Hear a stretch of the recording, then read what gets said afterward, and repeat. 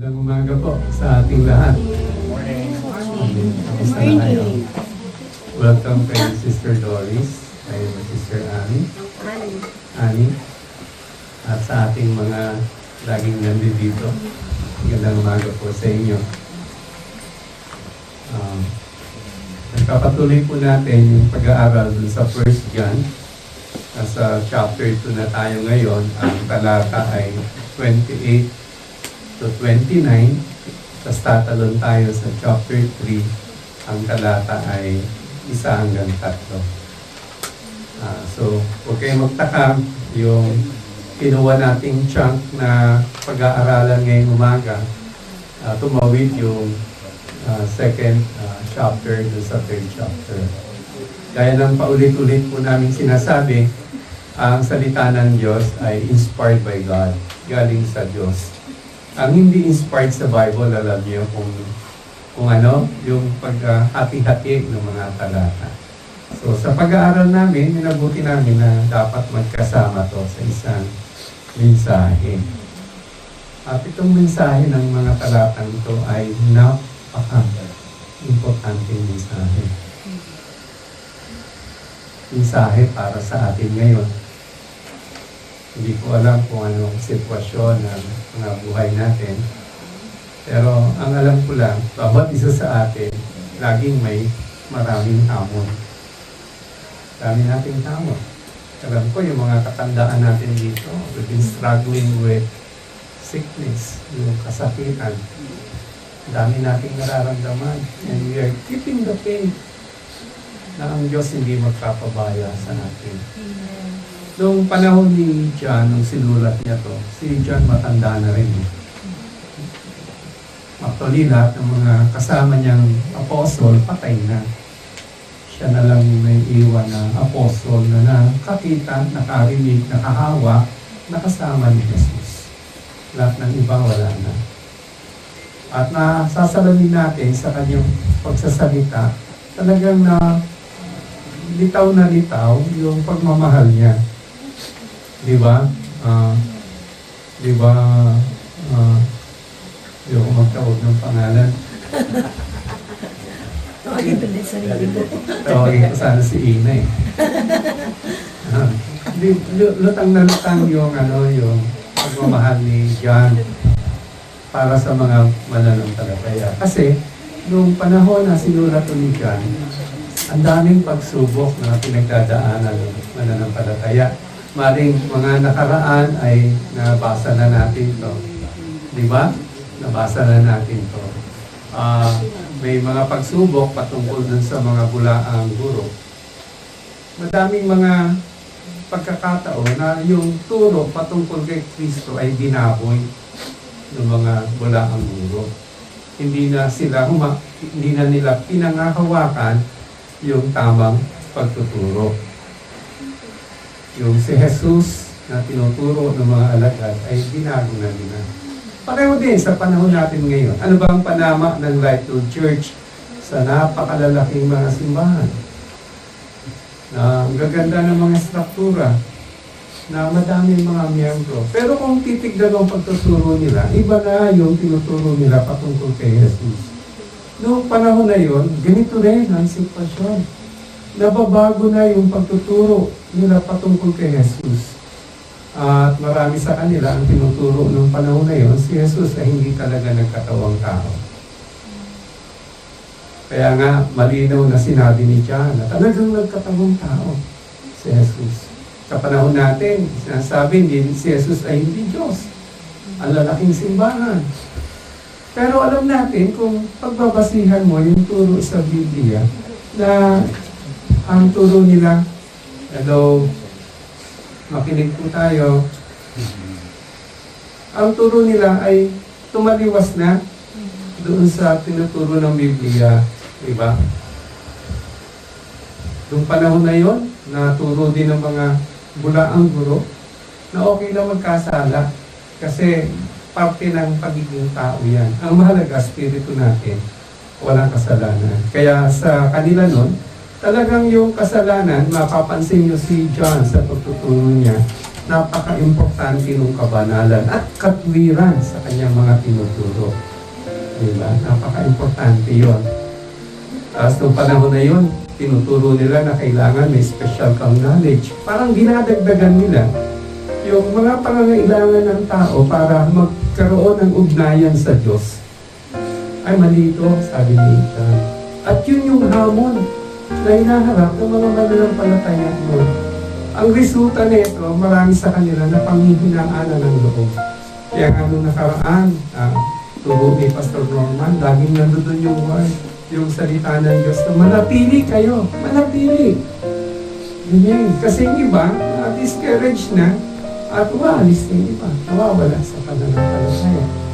Paging yung kultura ng panahon na yun, alam natin, under sila ng Rome. At dahil under sila ng Rome, kakaibang kultura. Ang Rome doon, ang tingin kay Caesar, Diyos. In-encourage nila yung mga tao na maglagay ng insenso para kay Caesar na tinuturo na Diyos. Pero ito, taliwas doon sa tinuturo ni John tungkol sa pagtitiwala sa Diyos. Naiisa lang ang Diyos. At dahil dito, lalagay na naman sa matinding panganib ang mga mananampalataya. Anong panganib? Yung iba sa kanila, tinatanggalan ng trabaho. Yung iba sa kanila, tinatakli ng pamilya. Yung iba sa kanila, pinapatay. Hindi lang yun, hindi lang sa Roma, miski doon sa society na nabubuhay sila, napakahirap yung kanilang hinaharap. Parang tayo ngayon sa opisina, pag naiba ka, ostracize ka, out-of-place ka. Sa panahon nun, sikat na sikat si Artemis yung religion nun. At katunayan, ang tingin sa mga Kristiyano nun, troublemaker. Kasi yung mga mananampalataya, noong panahon na yun, sinunog nila yung libro. Mahalaga yun. Valuable, 50,000 silver coins. Ang presyo ng librong nasunog. At sa iba, yung mga ginagawang mga idol, hindi pinapatulan ng Kristiyano yun. Isa sa mga artwork ng panahon na yun doon sa Efeso. Kaya tingin sa kanila, mga troublemakers ng mga Kristiyano. Ang resulta, talagang persecuted sila. Hirap sila. At yung mga mahina-hina, nagkokompromiso na sa katotohanan patungkol sa relasyon nila sa Diyos. Kaya yung panahon na babasahin ating text ngayon, ito yung panahon na kailangan nila ng assurance. At si Apostle John bilang mabuting pastor, ito yung dinadala sa kanila. Alam niyo mga kapatid, kaya medyo may strict ako ngayong umaga kasi gusto kong marinig ng bawat isa yung sasabihin sa atin ng salita ng Diyos. Napaka-importante ito. Lalo na sa pagharap natin dito sa mundong ibabaw. Nandito si John Pareho rin yung hinaharap ng mga Kristiyano nung panahon na yun. At pareho din yung haharapin natin ngayon. Imagine niyo yung Pilipinas nagbabarilan sa Senado. Imagine niyo yung sa Senado, kung titignan niyo, ang daming mga may kakasuhan, corruption.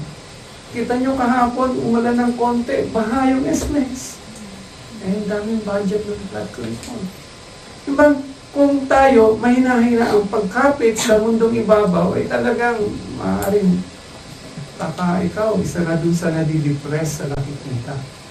O nadidiscourage dahil sa nakikita. Kaya may importante yung mensahe ngayon. Kasi ang mensahe natin ngayon ay tungkol sa pag-asa na meron tayo sa gitna ng lahat ng ito.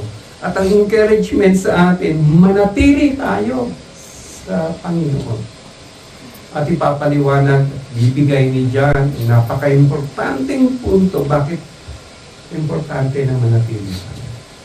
Basahin natin yung ating talata sa 1 John chapter 2, verses 28 to 29, at saka chapter 3, verses 1 to 3. Verse 28, at ngayon, mga anak, manatili kayo sa Kanya upang sa Kanyang pagpapakita ay magkaroon tayo ng kapanatagan at huwag mapahiya sa kanyang harapan, sa kanyang pagdating. Kung nalalaman ninyong siya ay matuwid, nalalaman din nyo na ang bawat gumagawa ng katuwiran ay pinanganak niya. Masdan ninyo kung anong dakilang pag-ibig ang ibinigay sa atin ng Ama, na tayo ay matawag ng mga anak ng Diyos.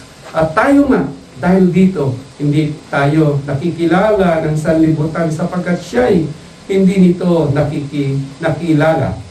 Mga minamahal, ngayon ay mga anak na tayo ng Diyos at hindi na nahayag kung ano tayo magiging. Ngunit nalalaman natin na sa kanyang pagpapakita, tayo'y magiging katulad niya sapagkat siya'y ating makikita kung ano siya. At ang bawat may ganitong pag-asa sa kanya ay magpakalinis gaya naman niyang malinis. Dakilang Diyos ang aming pong dalangin. Pagpalain mo ang salita ngayong umaga at mangusap ka sa bawat isa sa amin. Lalong higit, dinadalangin po namin yung mga kapatid namin umaharap sa mga malulupit na pagsubok, sa mga problemang parang walang solusyon, sa kasakitan na talagang papahirap sa aming katawang lupa. Lalo na yung mga kapatid namin na maaaring hindi po namin nakikita ang puso, ang buhay ngayon, pero dumadaan sa maraming problema at malapit ng hinawa. Dalangin po namin palakasin mong bawat isa sa amin upang wala pong mawala at kaming lahat ay manatili sa inyo. Ito pong dalangin namin sa pangalan ni Jesus. Amen. Sabi dito sa atin ng Panginoon na tayo mga mananampalataya. Believer tayo ng Panginoon Jesus. Kinilala natin siya bilang Panginoon at tagapagligtas. Dapat maging malakas ang loob natin at maging handa tayo sa kanyang pagbabalik. Ang napaka-importanting salita na binigay sa atin ng Lord, yung katotohanan na ikaw at ako, tayo ay anak ng Diyos. Yan yung katotohanan na magiging pundasyon ng ating pananampalataya. Yan yung katotohanan na siyang magtataguyod sa ating buhay. Napaka-importante ng katotohanan to. Na kapag sa panahon ito ay dumadating yung mga kapagsubukan sa iyo at gaya ng mga mananampalataya nung panahon ni John, iba't ibang hamon ang kanilang hinaharap. Magandang malaman na ikaw ay anak ng Diyos. Hindi ka nag-iisa. May kasama ka. Napakahalagang katotohanan ito. Ikaw ay anak ng Diyos. Alam niyo sa Biblia may isang tao na ganda ng kanyang buhay. Lahat dito sa mundo meron siya. Kayamanan, meron siya. Siya yung pinakamayaman. Ang ginto niya, tonelada. Grabing kayamanan. Walang sinabi yung payong sa Rolls Royce. Grabing kayamanan ng taong ito. Ang kapangyarihan, meron siya. Daig niya yung presidente. Daig niya yung speaker. Daig niya yung Senate President. Daig niya lahat. Hari siya. Salita niya ay makapangyarihan at nasusunod. Kung talinong pag-uusapan, miski si Jesus, kinote siya. Sinabi niya, yung Queen of Sheba, pumunta lang para marinig yung kanyang runo. So ito yung tao na parang Schumart. He had it all. Lahat meron sa kanya. Power, money, possession. Alam nyo, kung babasahin yung Ecclesiastes, may conclusion siya dun sa buhay at napaka-importante. Ang sabi niya dun sa Ecclesiastes, life is meaningless without God. Ang buhay ay wala. Bali wala.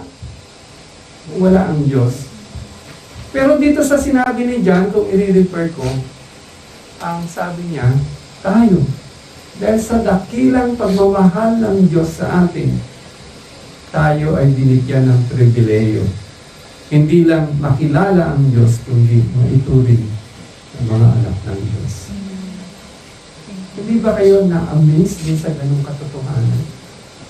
Hindi ka nag-iisa, kasama mo ang Diyos sa buhay mo.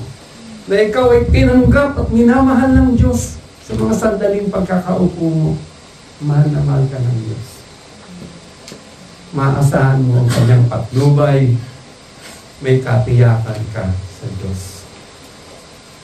May nagmamahal at nag-aalaga sa iyo.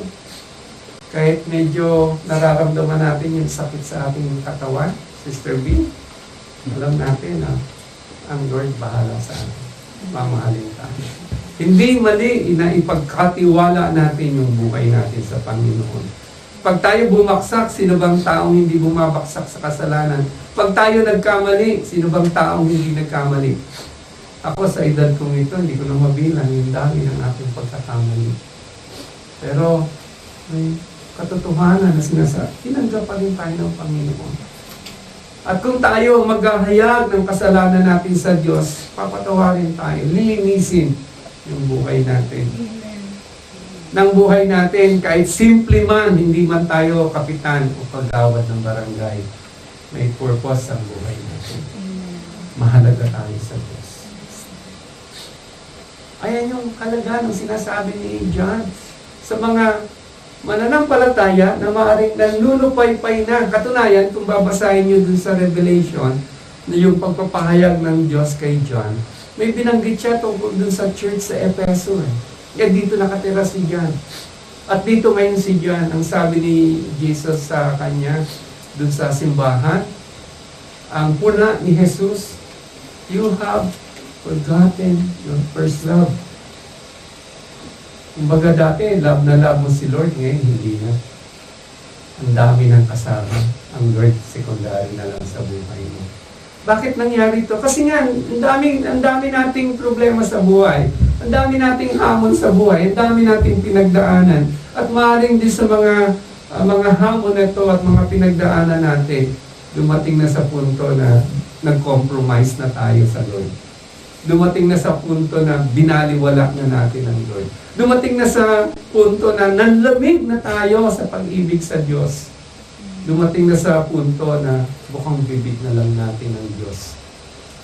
Yung puso, yung buhay ay malayo sa Kanya. Yung sabi ni Jesus sa mga Pariseyo, yung ikaw malapit lang sa bibig, pero malayo ang puso. At ito yung hamon sa atin sa panahon ngayon. Manatili kayo hanggang sa pagbabalik ng Panginoon dahil mahal na mahal kayo ng Panginoon. Dahil ikaw ay anak ng Diyos na minamahal, may kasama ka isang araw babalik ang Panginoon para sa iyo. O kaya nga, ito yung katotohanan. Hindi tayo laging ganito isang araw pagbalik ng Panginoon. Dito lang tunay na mahayag kung sino yung mga anak ng Diyos. At dito lang masasama tayo sa kaluwalhatian ni Jesus. Ngayon parang wala lang eh. Pumunta ka sa, pipila ka sa gobyerno. Pipila ka. Pag pahirapan ka para makakuha lang ng lisensya. Yung gano'n. Kahit pagka hindi ka sumunod dun sa patakaran na nangyayari na maraming kailangan may rent tape, kailangan may ibigay ka para matapos yung transaction mo. Okay. Dahil hindi ka kagaya ng nasa sanlibutan, iba yung kustombre mo, dahil matino ka, ikaw ang hirap. Bandabali. Diba? Parang unfair naman, pero isang araw magiging fair lahat yan. Unfair kasi dito tayo sa mundong nabubuhay. Pero babalik ang Panginoon para sa atin. May pag-asa tayo sa inaharap. Amen? Hindi tayo dapat ma-depress sa buhay, hindi dapat manghinawa sa buhay. Ang puso natin ay may kapanatagan dahil tayo ay anak ng Diyos. At si Jesus, sabi nung talata, isang araw ay babalik, pakikita natin siya. At tayo magiging kawangis ni Jesus. Yan yung pag-asa natin. Kaya nga, ang hamon din sa atin dito, habang nananatili tayo dito, na dapat sa mundo, dapat ay huwag tayong manghina sa ating pananampalataya. Ang Life-Filled Church, ang prayer natin na itaguyod namin ang simbahan sa salita ng Diyos. Hindi mayaman ang Life-Filled Church, wala tayong property. Napaka-konti lang natin. Pero napaka-importante sa atin ano yung sinabi ng Diyos. At dito, maasahan nyo, sa Life-Filled Church, yan yung tuturo namin sa inyo. Diyan tayo magpapalakasan sa salita ng Diyos. Hindi kayo bubulahin ni Pastor Nolan at magkikwento ng kung ano-anong kwento para i-encourage kayo. Kaya sabi natin ang katotohanan ng salita ng Diyos. At ang salita ng Diyos siyang magiging pundasyon ng ating pananampalataya. Ito yung pundasyon ng ating pagkatao at pag-asa ng ating buhay. At yung katotohanan na tayo ay anak ng Diyos. Kaya inulit ni John yun eh. Yung sa verse, bakit tumalon tayo sa chapter 3? Kasi sinabi niya sa verse 28, tayo yung mga anak.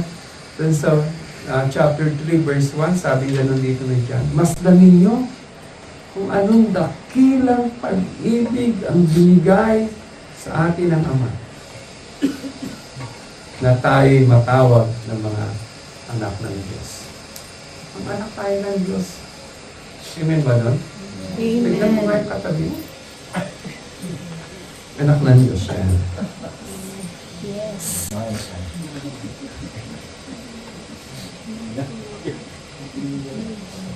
Anak ng Diyos yan. At ang pagiging anak ng Diyos, ito nga yung napakahalaga kay John eh. Sa pagiging anak ng Diyos, hinikayat niya na tayo ay dapat mabuti ang ating pamumuhay. Kasi ito yung pagkakaiba natin. Kung sino si Kristo, na ating Panginoon tagapagligtas, ganun dapat tayo. Yan yung proseso na ginagawa ng Lord sa atin.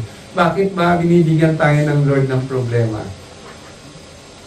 Para hubugin yung pagkatao natin, para tayo maging kawamis na ni Kristo. Paano ba tinatanggal ng Lord sa atin yung kayabangan na meron tayo? Pag hindi mo alam na naging mayabang ka minsan, ay medyo magtatrabaho pa ang Lord sa'yo para malaman mo na yung lesson about humility. Yan yung ginawa ng Lord kay John eh. Bata-bata pa si John, na nag-uumpisa sila. Si John pa yung nagsabi, Lord, gusto mo, ano tayo ng apoy galing sa langit, tupukin natin itong mga kumukontra sa iyo. May habang eh, pero ngayon iba na. Ibang-iba na si John. Paano nangyari ito? Maraming pagsubok na meron si John. At yan yung tumalikod sila sa Panginoon. Madaming ginawa ang Lord sa buhay ni John para maging siya kung ano siya ngayon. Ganon din mga kapatid, pagka may mga problema tayo, ibig sabihin God is at work sa buhay natin. Amen ba doon? God is at work sa buhay niyo. Kaya nga ang katotohanan ito, napakahalaga na tayo'y mga anak ng Diyos. Yan yung identity natin ngayon. Yan yung pundasyon ng ating pananampalataya. No? Na tayo'y anak ng Diyos.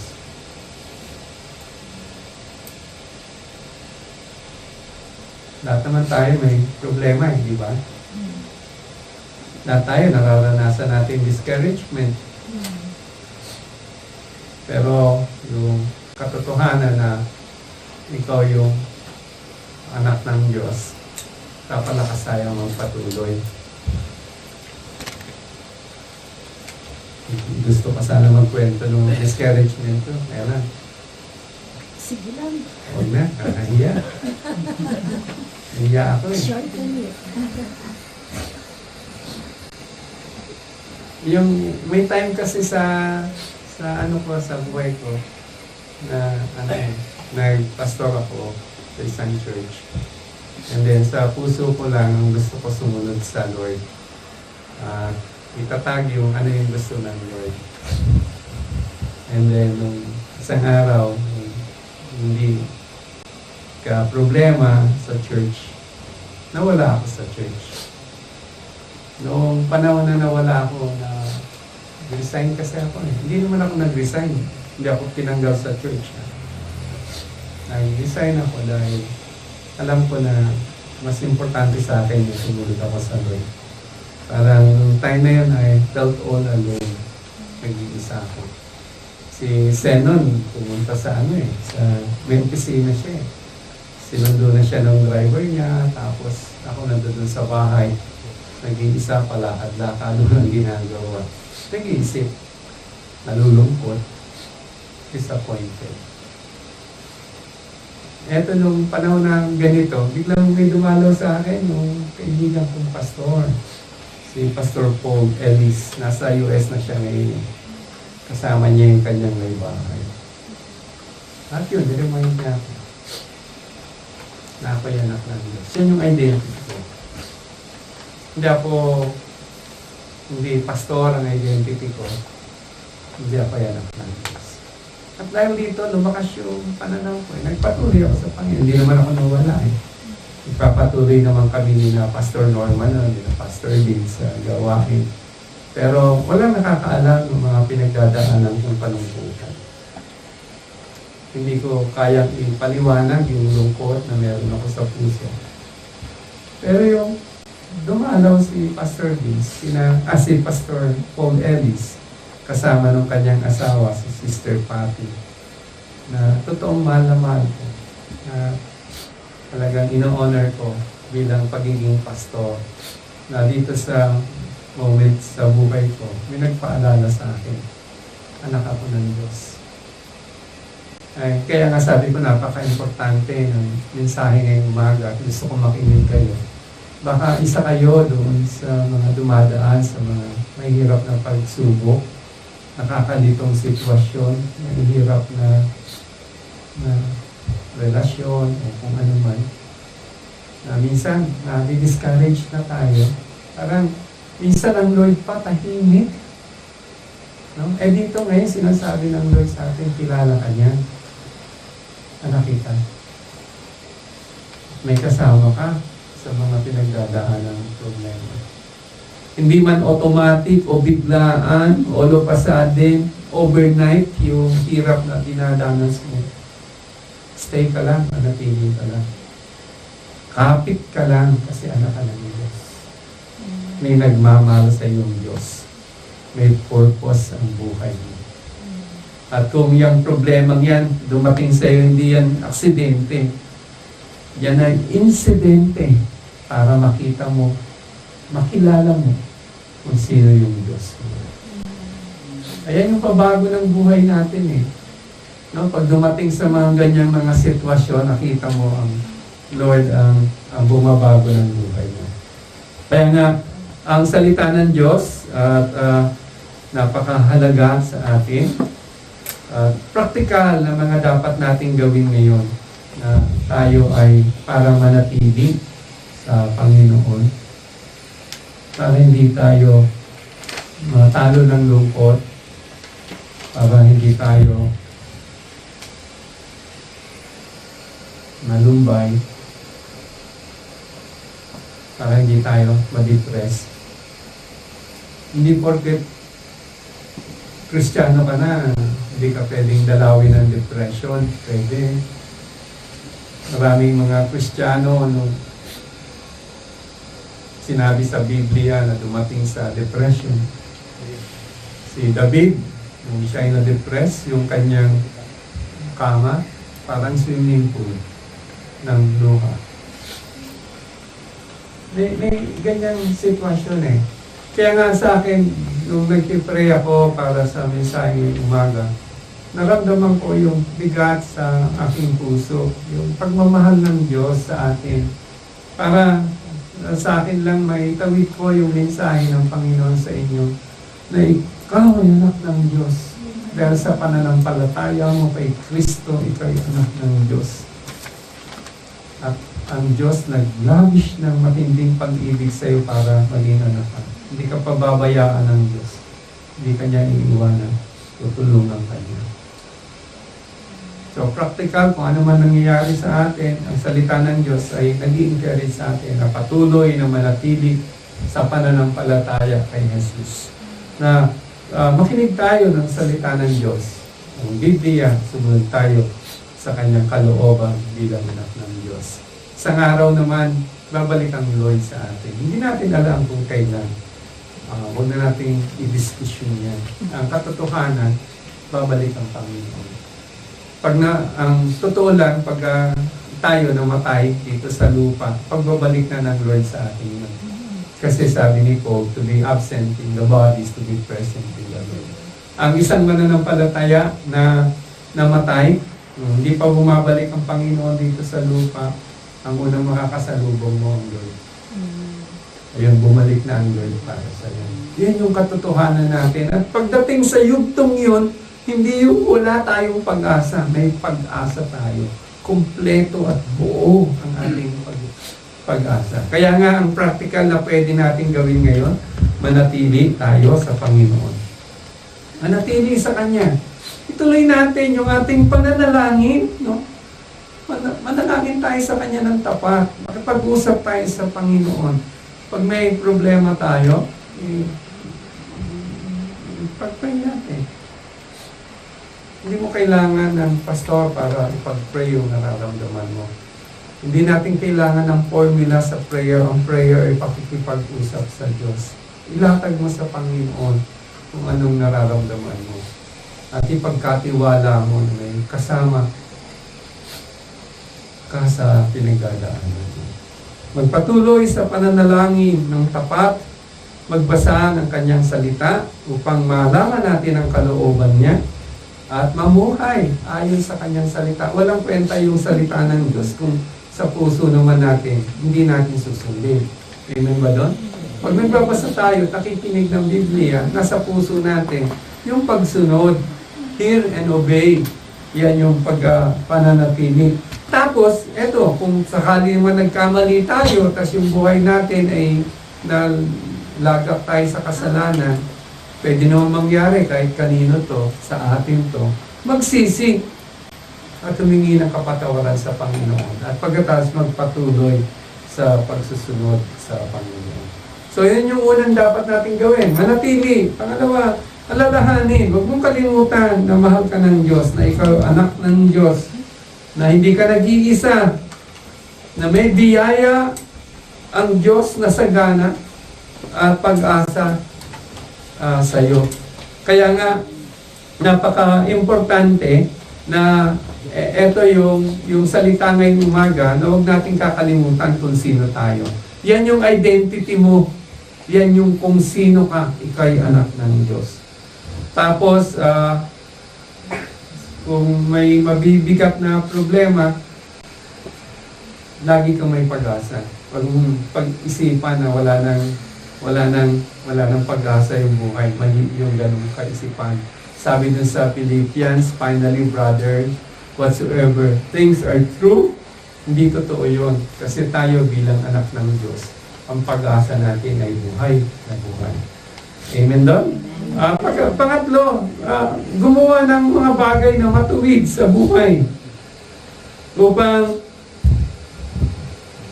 patotoo na tayo ay kay Kristo. Yan, tinuro na namin yan ng mga nakaraan ni Pastor Norman na nasa ang anak ng Diyos ay markado ang buhay niya ng katwiran. Diba? Hindi siya yung baluktot, hindi siya nag-i-enjoy sa kasalanan. Kaya nga tayo bilang paggawa ng matuwid, pag nagkamali ka, nagkasala ka, maumpisa ng kasalanan. Sabihin mo, Lord, sorry. Para na sa ganon, ang relasyon mo sa Diyos ay hindi mabahiran o hindi temporarily on hold. Kumbaga, kung sa usong-uso ngayon yung wifi, biglang naputol yung wifi mo, wala ka ng data. Hindi ka maka-access. Ang kasalanan, pag pinago natin sa ating puso, hindi matalinong paraan yan. Kasi parang wifi na putol yung connection natin. Dapat laging restored yan. Tinuro ni Pastor Norman, alam ko, yung 1 John 1:9, if we confess our faults, Kasi ito yung isa mga pribileyo na binibigay sa anak ng Diyos. God is faithful and just to forgive us and to cleanse us from all unrighteousness. Ang pananampalataya na meron tayo bilang kay Kristo bilang mga anak ng Diyos ay nag-uudyok sa ating buhay. Tandaan natin, nag-uudyok sa buhay natin yan. Maging matuwid, maging righteous ang buhay natin. Kami ni Sen, nung tumatanda na kami, ang prayer namin, na pag tumanda kami, hindi kami masungit. Ganun kasi minsan may nakita kami, tanda, masungit na sa buhay. Sabi namin, Lord, sa biyaya mo, pag tumanda kami, hindi naman kami masungit. Lahat mali! Ako lang ang tama! Sobrang sungit, galit sa mundo. Ayun, pag-pray natin, kasi dapat, dito yung direction natin, parang si John, nung matanda na si John dito eh. Pero makita mo yung love sa kanya. Yung mahal niya yung tao. Ang sarap nga makasama ba sa buhay. Kahit galit na love ko pa. Di ba? Ayun, pag-pray natin, ganun tayo. Kasi dapat, eto tayo, mabuhay ng katwiran. Hindi ko sinasabi magiging perfecto tayo habang nandito. Parang hindi mangyayari yun. Parang malabong mangyayari maging perfecto ka. Kahit matanda na nga, nagkakasala pa ganun din tayo. Pero, ang sinasabi lang natin, markado ng katwiran yung buhay natin. We may err, sabi nga, the steps of a good man are ordered by the Lord. Though he fall, he shall never be cast down, for the Lord upholds him with his hands. Yan tayo ngayon eh. Pagka nagka-problema, the Lord will uphold us. The Holy Spirit would remind us of our sins, convict us of our sins. At pag dumating yun, magsisi tayo para manumbalik tayo sa ignayan sa Panginoon. Number 4, magpakalinis tayo. Huwag na tayong lumapit sa tukso, lumayo na tayo sa tukso at kasalanan. Alam naman natin kung tutokso tayo, magkakasala tayo, medyo lumayo tayo para makaiwas sa tukso. Magsisi sa kasalanan. At kung ikaw ay nasa mundo at nasa paligid mo ay mga unbelievers, pang-anim na para huwag kang ma-discourage. Huwag kang magtaka kung iba yung takbo ng buhay nila sa takbo ng buhay mo. Hindi ka kasundo ng mundo. Baka sa opisina nyo na kikriticize ka lagi na pag-uusapan na sa shout out dahil parang out of this world yung ugali mo. Parang hindi ka enjoy ka sa mga bagay-bagay sa mundo. Natural yun eh. Kasi hindi ka sa mundo kayo sa Panginoon. Kaya huwag magtaka kung na persecute ka. Diba? Pagka iba kasi sa mundo. Iba sa Panginoon. Nagkaiba ng direksyon ng buhay. Kaya minsan ano tayo eh, di ba? Lalo na nung naalala ko, nasa office ako eh. Maging doon sa school pa lang, kantsawa na ako ng putya ba? Doon sa school namin, nung nag-aaral pa ako, pagka nakita ako ng isang fraternity, yun, sigawan sila. Ayun na, si Praise the Lord! Nakakaya. Nakakaya. Dahil nakakarinig, hindi na ako kilala. Sino daw? Si Praise the Lord! Parang nakakaya yung, parang, minsan nakakapanglowo din, at minsan natutokso kang, sige, kagaya, sama na lang ako sa inyo para hindi na ako ma-persecute na ganito. Ang sinasabi ng Word of God, hang on, manatili ka sa pananampalataya mo. tandaan mo kung sino ka. Ika'y anak ng Diyos. Iba ka sa mundo. Kaya nga, sabi ko, si John, bilang isang pastor nung panahon na yon, nakikita niya yung hamon na kinaharap ng mga mananampalataya. At tayo, sa panahon natin ngayon, napaka ganda ng encouragement kay John. Kasi yung hamon na hinarap nila noon, yan din yung hamon na hinarap natin ngayon. Iba lang ang tawag. Minsan ang tawag dyan, arthritis sa mga senior, and gout sa mga lalaki. Kung diabetes, heart failure. Minsan ang tawag, poverty. Minsan ang tawag, lack. Minsan ang tawag, parang minsan yung sa trabaho, sa promotion, nabibigay, etc. Unfairness in life. Iba-ibang tawag. Pero pare-pareho yung uri ng hamon. Ang sabi ng salita ng Diyos sa atin, tandaan, sabi ni John, ika'y anak ng Diyos. And this truth should be enough for us to stay in the faith, to keep the faith. At isang araw, makita natin ang katotohanan ito, babalikan Lord para sa atin. Do not be alone, Lord is life. Yung purpose ng buhay natin, at habang nandito tayo, we are called to live a righteous life, not by yung self-righteousness, but by the righteousness of Christ. Maging matuwid tayo sa biyaya at lakas na binigay ng Lord sa atin. Kaya nga, kung ano man ang hinaharap mo ngayon, because of your identity, you're good, you're doing good. Stay with Jesus, keep the faith, na napili tayo sa Panginoon. Can you say amen to that? Amen. Let's pray. Dakilang Diyos, ang aming puso po ay may pag-asa. Yes, Lord. Patuloy mo kausapin ang bawat isa sa amin, itanghal ang katotohanan ng iyong salita sa aming buhay. Lord, ang pundasyon po ng aming pananampalataya, yung katotohanan na sinabi mo ngayong umaga sa amin na dahil sa pagtitiwala namin kay Kristo, kami mga anak ng Diyos. Yan yung pag-asa po namin. Paramdam mo, Diyos, sa bawat isa na may kasama kami, sa bawat hamon ng buhay na maaaring hinaharap namin, kasakitan man, pangangailangan man, o anumang uri ng problema, Panginoon, na nagpapalungkot sa aming buhay. At minsan, iisip po sa amin na maging kagaya na lang ng sanlibutan at lumayo sa iyo. Pigilan mo kami sa pamamagitan ng iyong pagmamahal, Panginoon, at i-comfort mo ang bawat isa ng iyong salita at sa kapangyarihan ng Santong Espiritu. Patuloy mong pagbaguhin ang aming kaisipan na kami ay mga anak ng Diyos at kami ay minamahal ng Diyos. Ito po ang panalangin namin sa pangalan ni Jesus.